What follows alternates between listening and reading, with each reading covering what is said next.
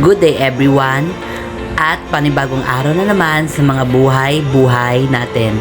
At heto na naman kami ng aking team na sila Madam Dap at si Kate. Kasi magde-demo kami ng G&G product sa ibang salon. By the way, pinuntahan pala namin ang RL Beauty Lounge Salon.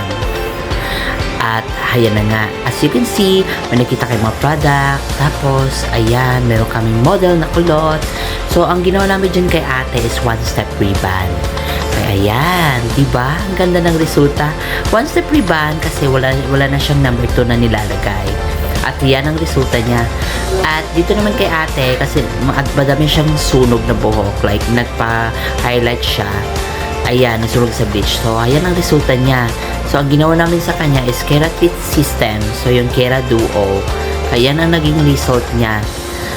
At, ito naman kay ate, buhaghag, unruly yung hair niya. So, ang ginawa namin sa kanya is K-Touch.